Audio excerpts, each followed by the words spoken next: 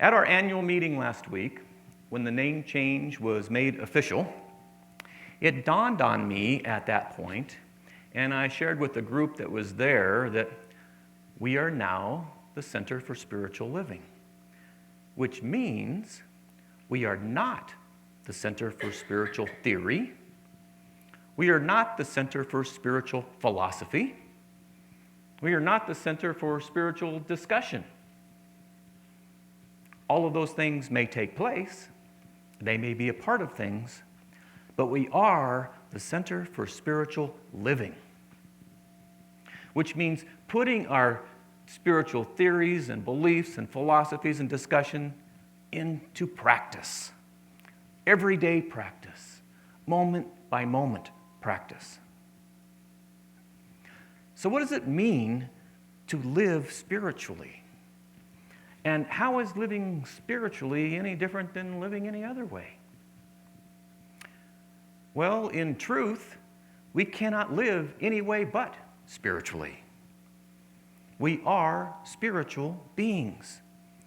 We are the incarnate expression of a perfect divine idea. We are an individualized part of the wholeness and completeness of spirit. We cannot be any more spiritual than we already are. We can, however, express our lives in a manner that's more in harmony with spirit.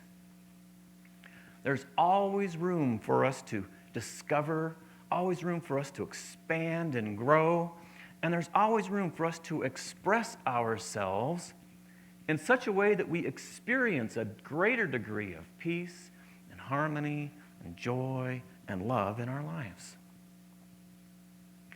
You see, we are spiritual beings, which means that the things that are true of spirit or God, or whatever you might choose to call that, are the things that are also true of us.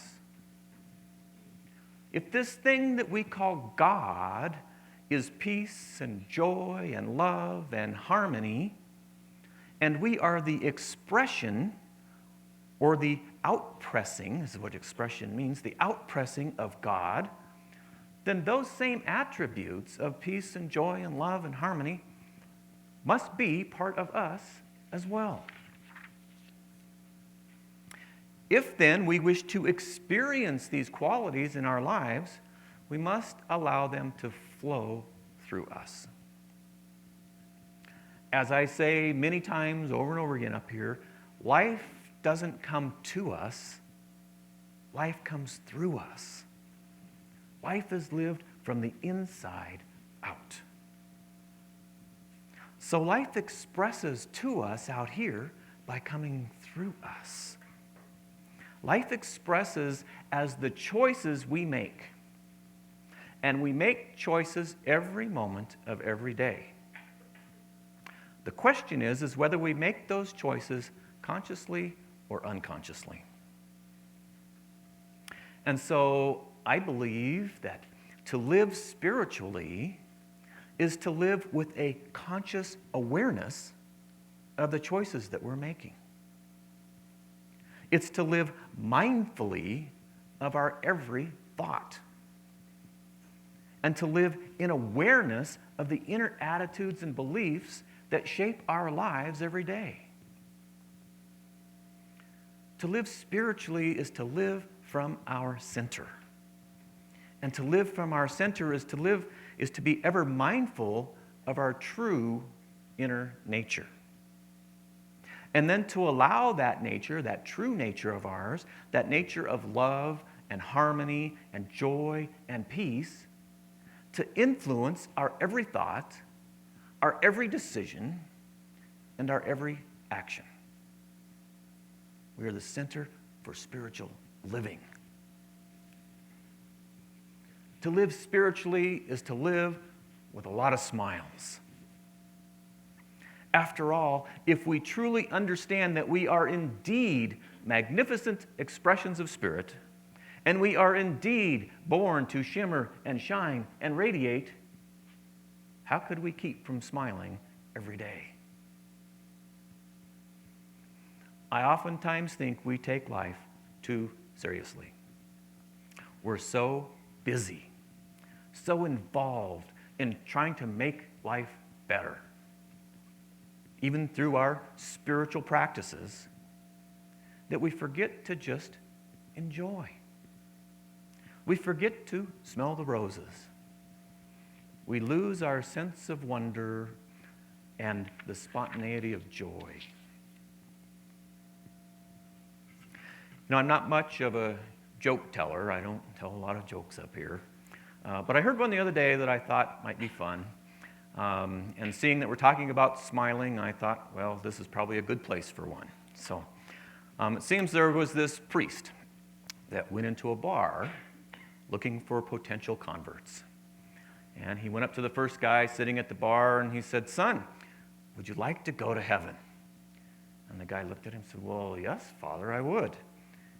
He said, "Okay, go stand over by that wall and I'll be with you in just a minute." The priest moved on to the next guy in the bar and said, "Son, would you like to go to heaven?" And the guy said, "Well, yes, Father, I would." And he said, "Join that man right over there. I'll be over in just a minute." And he made his way right down the bar and they all just moved right on over until he got a pretty good group of this together. And he got to the last guy here at the bar and he said, "Son, would you like to go to heaven?"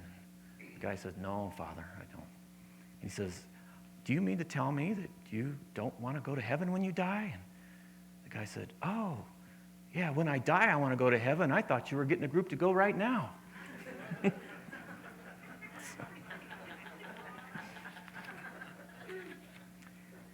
Smile. Mother Teresa said, "Every time you smile at someone, it's an action of love, a gift to that person, a beautiful thing." Smiles are contagious. Smiles are universal, for everyone smiles in the same language. Come on, people, now, smile on your brother. Everybody get together, try to love one another right now. You see, a smile is more than a physical contortion of the face. Although we can certainly fake a smile, a genuine smile is something that comes from within our soul.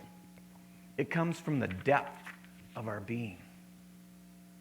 And to smile on our brother or our sister, or to smile on each other, is to give peace and understanding to others. A smile affords safety and comfort. A smile offers friendship and spiritual love. Every Sunday here we meditate to the words in our first song there. Breathing in, I calm my body. And breathing out, I smile. These words are from Thich Nhat Hanh, who is a Zen monk who has seen and experienced much suffering in this world. I have a little thing I want to read from him here. This is in a book called Being Peace. It's a wonderful little book. And he says here, "Life is filled with suffering, but it is also filled with many wonders, like the blue sky, the sunshine, the eyes of a baby. To suffer is not enough. We must also be in touch with the wonders of life. They are within us and all around us, everywhere, anytime.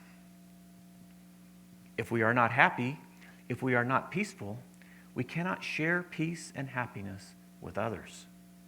Even those we love, those who live under the same roof. If we are peaceful, if we are happy, we can smile and blossom like a flower.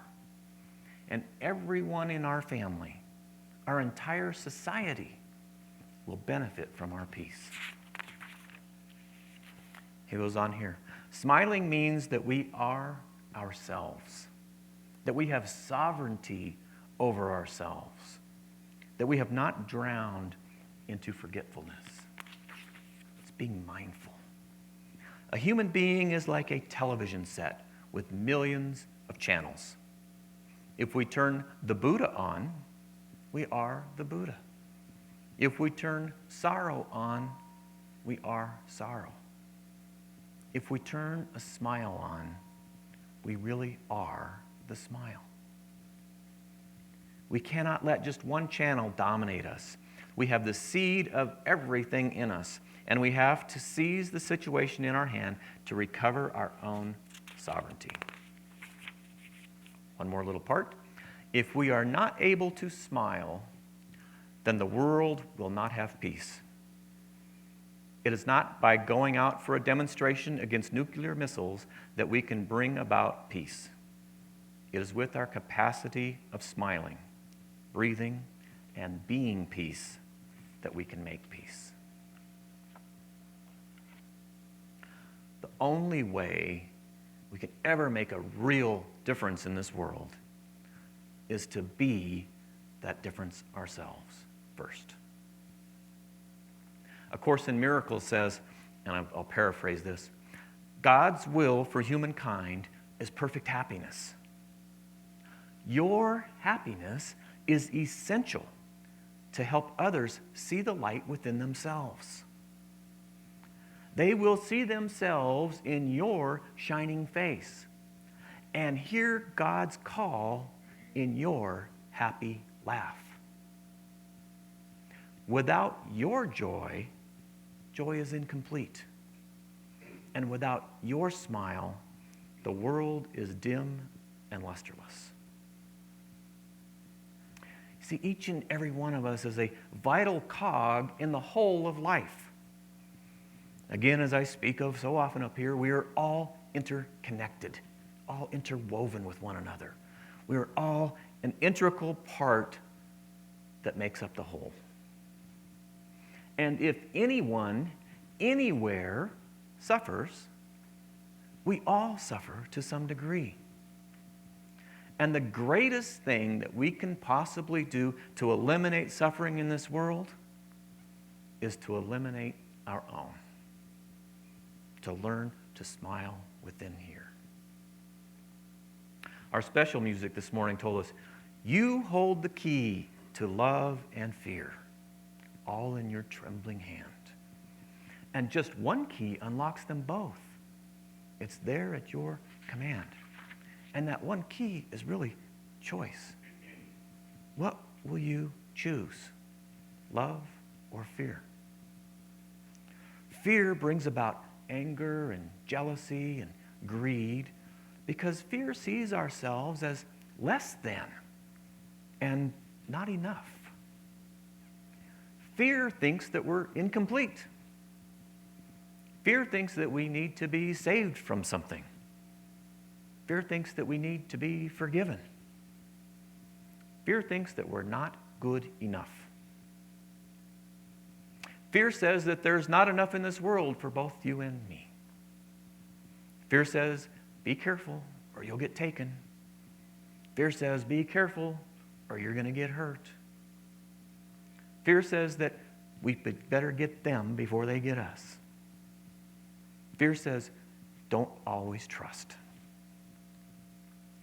Fear says that happiness is a myth. And fear says that peace is only an elusive dream. Fear says that smiles are for sissies. Fear says that love is a nice idea, but totally impractical. Fear, however, is a loud, obnoxious nothing unless we give it a voice. The only voice fear has is what we give it. Love, on the other hand, is the fulfillment of all things. Love is knowing our oneness, our unity with life, with God. Love sees the wholeness and completeness of all. Love is seeing only God, only that completeness, only that wholeness, only perfect good everywhere we look. Love recognizes the face of God in all people everywhere. Love is the healing presence that will bring peace and joy to the world. And how do we choose then between fear and love? Seems like an obvious choice. Well, the only way to make that choice is to first understand that there is a choice. And then to find that place within the fabric of our own being that knows and recognizes only love. We must, however, learn to distinguish between love and fear. And that's not as easy as it might sound. Fear is a master of disguise. And fear often disguises itself very well as love. There's only one way I know of to discern these differences. And that way is through silent, prayerful, mindful, conscious meditation and contemplation. It's spending time with ourselves. We must find a way to find ourselves, our true selves, our God selves. We must find a way to still this chattering mind, this busy, loud, boisterous mind that we all have, and learn to listen to that inner voice of spirit, that inner voice that is our connection to the whole of life. Thich Nhat Hanh says, meditation is to be aware of what's going on in our bodies, in our feelings, in our minds, and in the world. Being aware. Meditation helps us return to our true selves.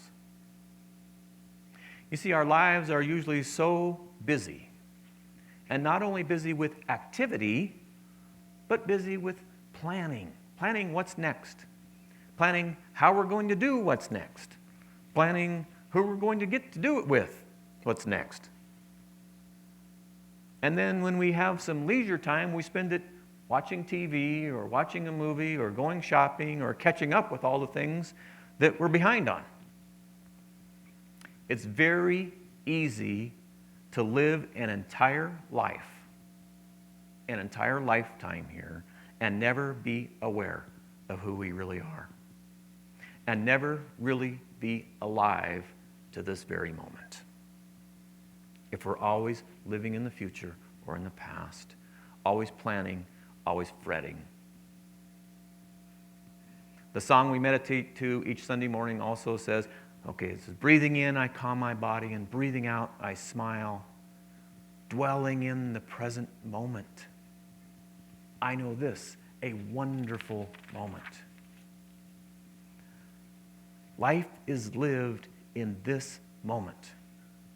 There truly is no other.